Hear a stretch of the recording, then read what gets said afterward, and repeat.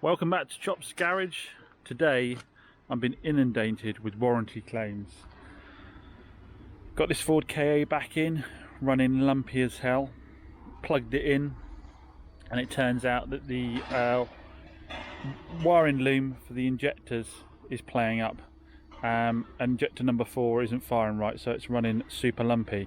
Now the person's had this car for 5 months. It went out the door with a 3-month warranty on it.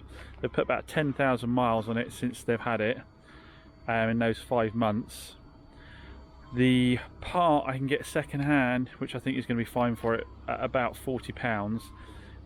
We've spent about an hour going and diagnosing it at their home as to what the fault was. About another half an hour diagnosing what the fault was back here, and it'll take us about half an hour to fit the part in. So the cost in terms of labour is about 150 quid. The cost in terms of the part is about £35. What I'd be interested in, comment below. What would you do for this customer? Would you charge them full whack, so all the labour, the part, and say they're outside of warranty? Would you do it all for free, or would you as goodwill, or would you go halves on the bill? How would you treat that one? Second one, Toyota Aygo sent it out 3 months, just coming up 3 months, literally a few days to 3 months ago. I had a claim on this within a month for a low battery. The battery was going flat, so we tested the alternator, it was charging fine.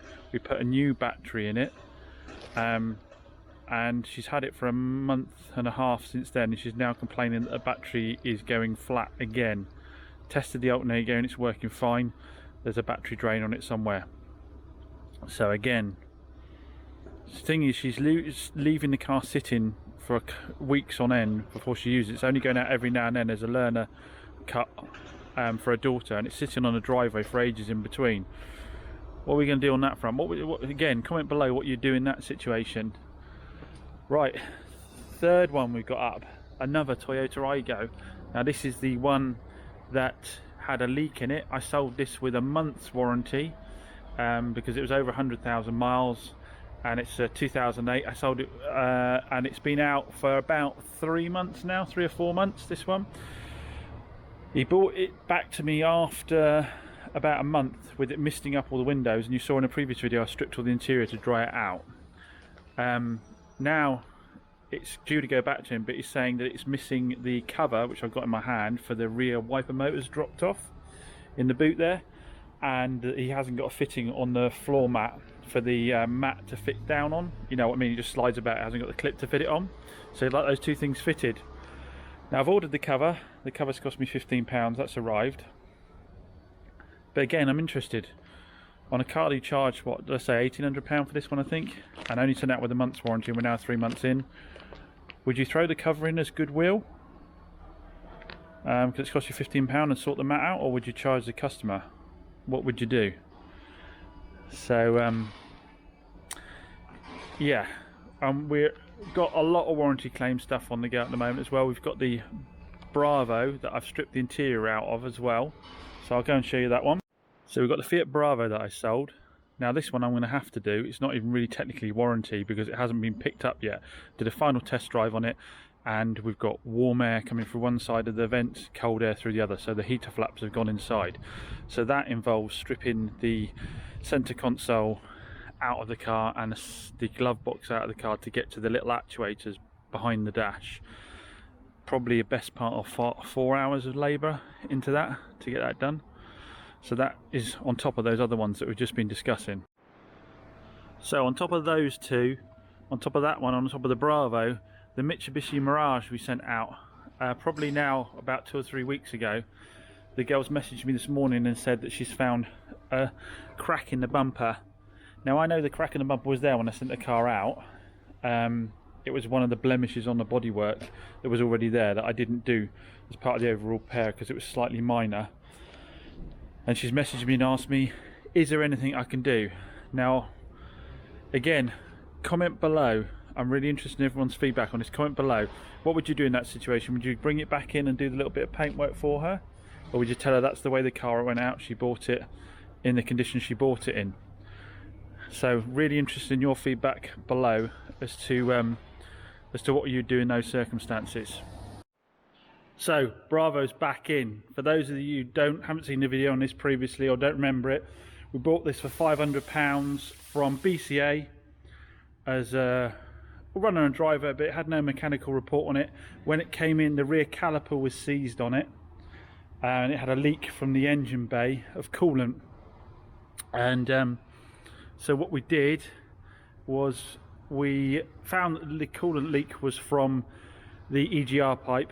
While we had that out, we did a cam belt on it and water pump. We changed a rear brake caliper. When we did that, we found that all the brakes, the pads and discs weren't any cop, so we swapped all of those out. So a £500 car, we ended up dropping nearly £1,000 into it, polished it up, and it sold straight away within 24 hours for £2,500. After the VAT and all that, it only left about a £400, £500 profit after all the costs. Excuse that. But just went out on a test drive before it goes out to the customer, and he asked me to check two things. He asked me to check the cruise control and the aircon. And the problem we have is the cruise control works, but the aircon is only blowing cold on one side of the vent.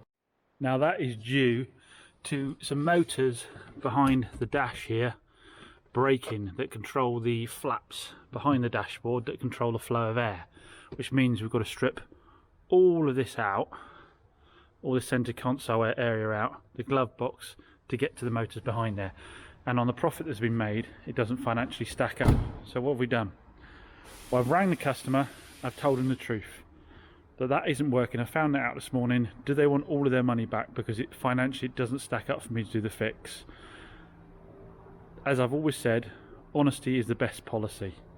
So I told him that and gave him two options. He can have his money back, or he can have the car as is at a reduced price. What he actually opted to do is offered to pay me to do the fix. And what we've agreed is £150.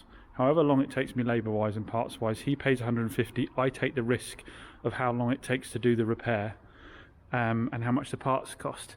Now, I have done a bit of research on the forums, and this is very common with these Bravos. They do this quite a lot, and luckily there's guides online as to how to do it. But what we're going to find out is how long this actually ends up taking me to do, because I can't outsource it. There's not enough margin in the car. I can't do it for free. There's not enough margin in the car. I've been honest about that, and we'll see how it ends up working out. The sun's out, a rare thing, so I'm going to do this outside. I've got my laptop set up with the info from the forum on how to do this. You probably can't see that with the screen, but it's all laid out with pictures of how to do this, so no putting it off. Let's get cracking, get this interior stripped out. So first thing apparently is take the glove box out to take the screws either side, but we've got this strange clip up here. I've never seen one of these before with a flat head in it, so I've got to work out how to get that out. And obviously I'm very keen not to be breaking anything as I go, so I've got my trim removal kit here, which seems to have some missing on it. Some of the boys have had it by the looks of it, and we're going to do some nice softly and see how we get it out. I thought the hole in the middle was something to turn it, but it doesn't seem to want to turn. I can see it in there. I don't know what the purpose of this bit is. I don't want to push too hard down here because we've got a clip on the other side here. So basically see what that is. Anyway, I'll have a play around with that. I'll come back to you when I've worked out how it works. Well, as always, I'll be honest with you guys, and I broke whatever that was. I need to, the other side of it's in there, so when I take this out, I'll have a look at what it is and order a new one up. Got this side out. Apparently this is the bit that's quite dangerous to break, but luckily I've managed to recover that, so I'll push that back in again. So it's sitting up there out of the way. And now next step is to take this panel off here. Got Torx in there and then an Allen bolt down there. So I need to get some more tools in their ever increasing pile in the footwell.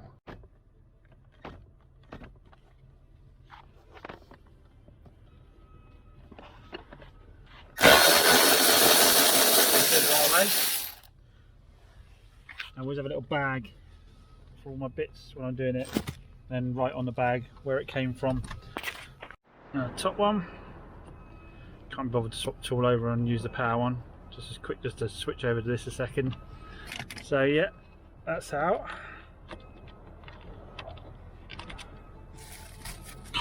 This should come off, presumably now. Presumably it's hit the other side. There we go. Off it comes. So it's one bit of trim off, and presumably we've got to do this in order to be able to get the glove box out, I'm assuming at the moment, because it doesn't seem to tie into the motors which live over here. Now apparently we need to remove this part. It says pull this out, so again presumably that is just clip in. Bloody hate plastic clipping stuff. Makes me very nervous doing it.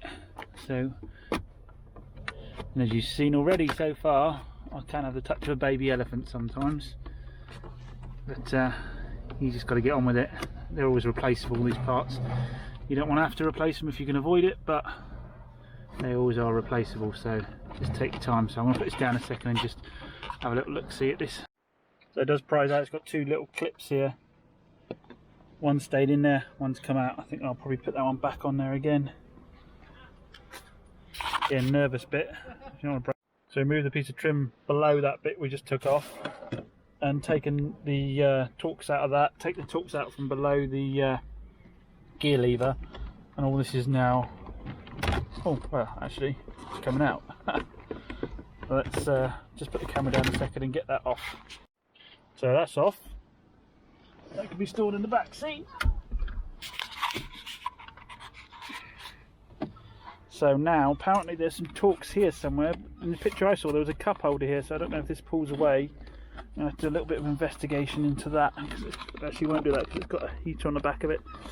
So sometimes it's underneath these little rubber mats. So let's have a fiddle about. Here we go. Two little Torx down here hiding underneath the rubber mat.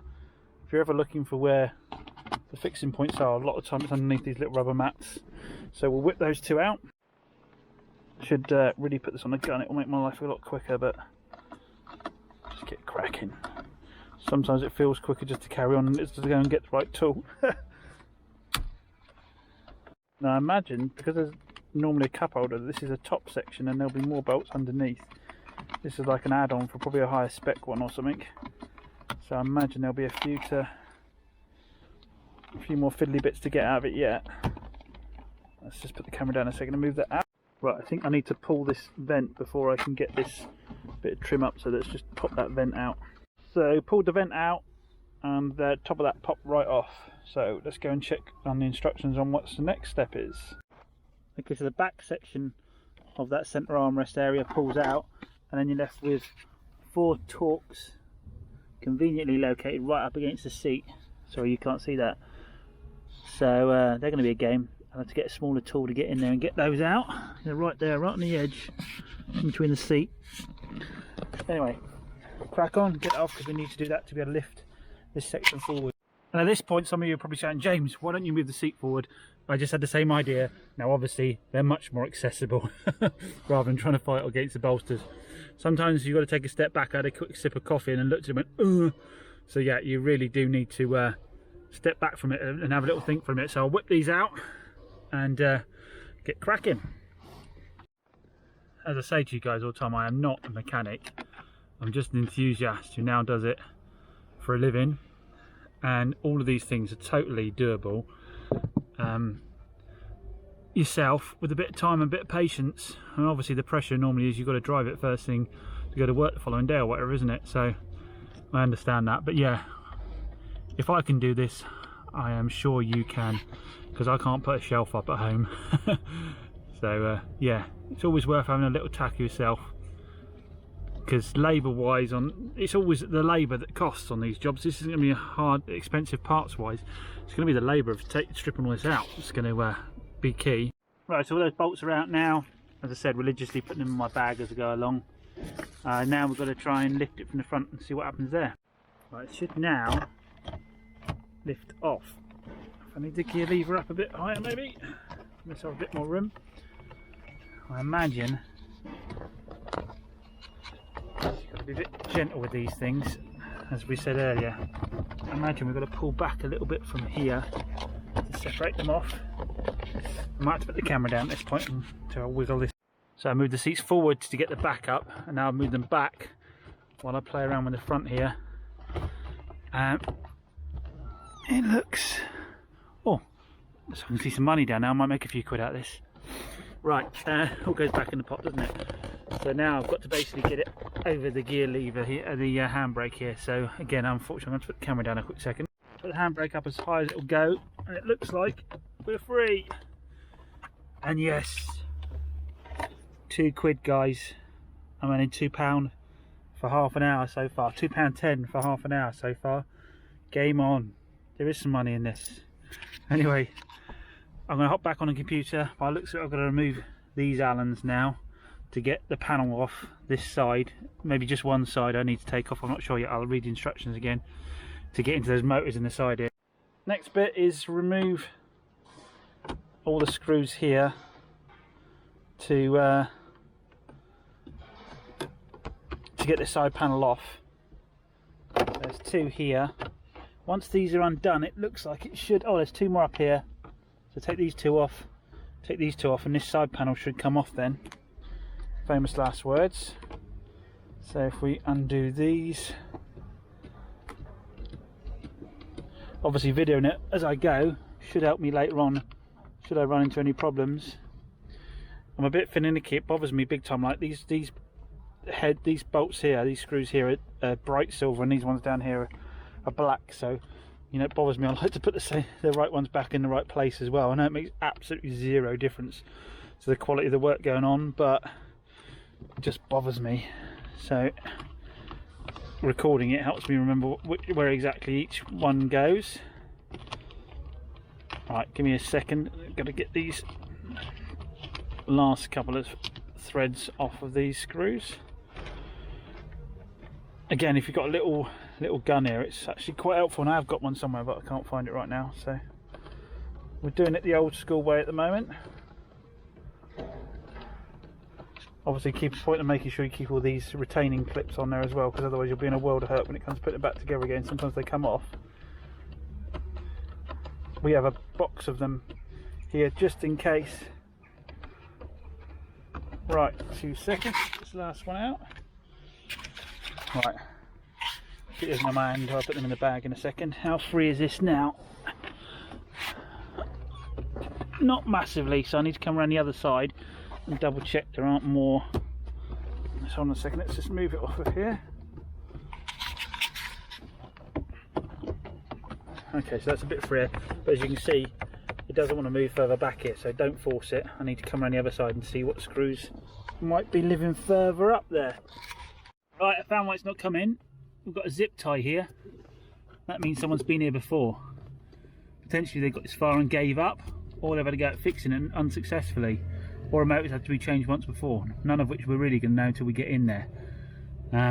So we've got to undo that zip tie, because it should be free at this point, but it's not, because it's obviously lost a screw. Yeah, I can see the hole behind it. Someone's lost a screw and decided the zip tie was the way to go forward. So let's get some cut. So with that zip tie off, we seem to be free here.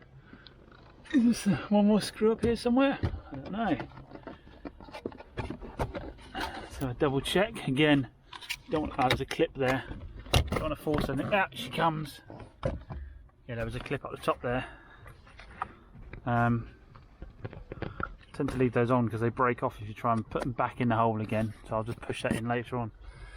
So we're into the side now.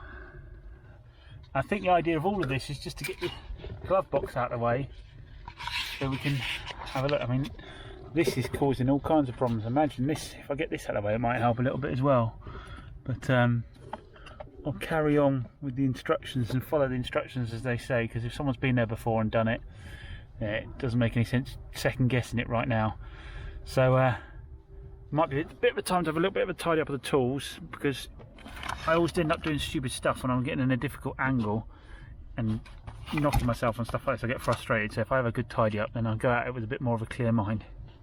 So what we're going to do next is we're going to take this whole glove box surround out to get access, more access in the side here. So it's all just more Torx. There's a latch holding it up there. Some more Torx there. Looks like there's a bigger bolt back there. I think I'm going to get my little gun out. It's going to be a lot quicker. So at this point, to whip these out, save some bit of time, and go and get the right tool. So this speeds up things at all. They're in there.